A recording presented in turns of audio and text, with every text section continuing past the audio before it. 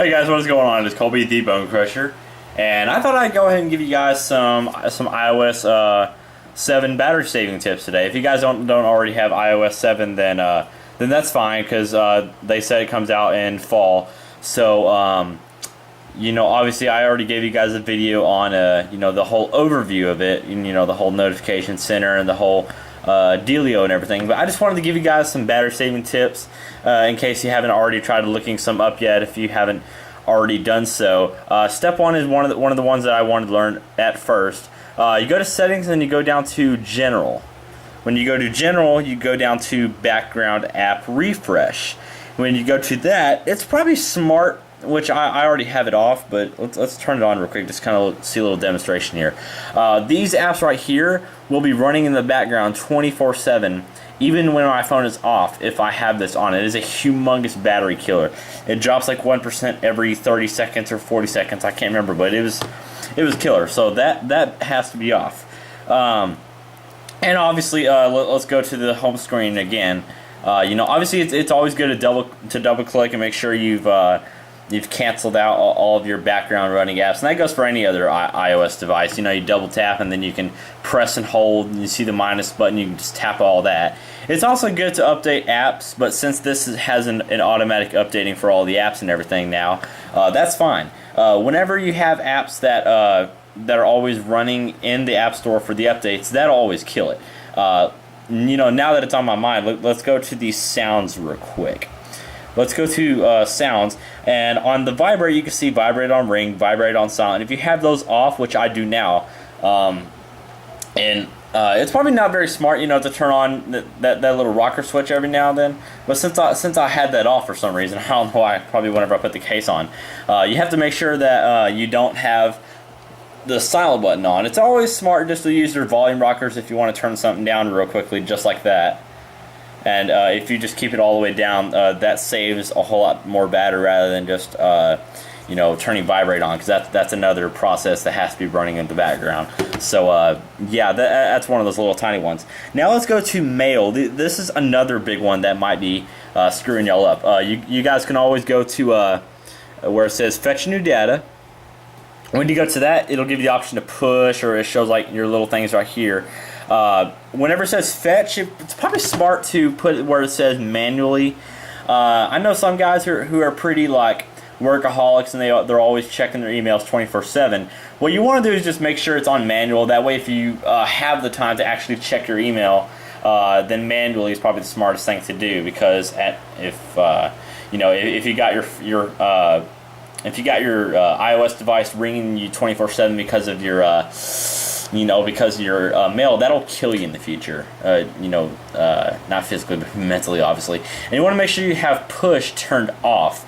And because whenever you have it always constantly pushing data to your phone, that'll kill battery as well. So you want to have push turned off. So that's also a good way. But if you want to go to drastic measures on this area, it's always good to set that to manual. But whenever you turn the push off, it turns like the whole thing off, I believe. But it's always smart to do manual. So and that's just every time you go into the mail app, it'll just manually do it for you.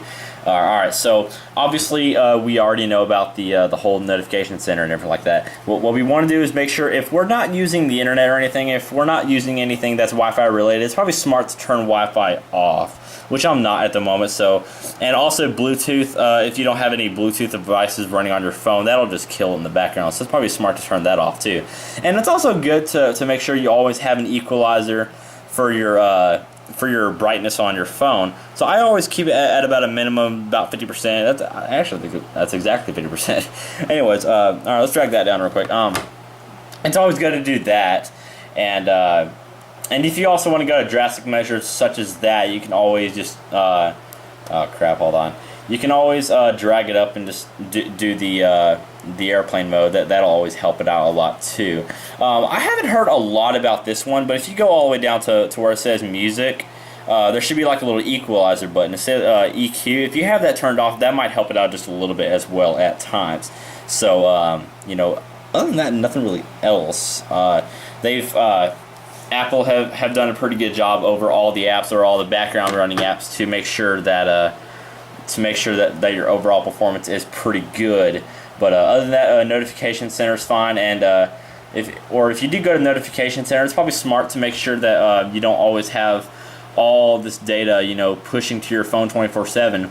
Because I've got all these social networks and everything, like Twitter, Instagram, Facebook, and Google Plus that I just recently downloaded. Twitter, I'm fairly popular on that. I'll receive banners on that every now and then. That's always annoying. So probably a smart thing to do is to make sure you obviously do have it in the notification center, and you turn sounds off.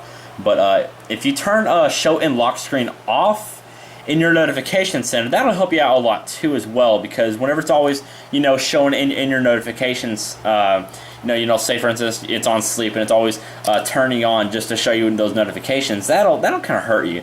But I think that's the only place where Android kind of fares over iPhone, is where you can see the little LED light if you do have a notification coming. But that's also what kills their batteries as well. So other than that, I think we are good. Wi-Fi can at times save you battery depending on your situation. I'll have to turn it on because I got a fairly good signal in my room up here. But Wi-Fi, whenever it's running in the background, it's constantly fetching for data and it's always trying to find data.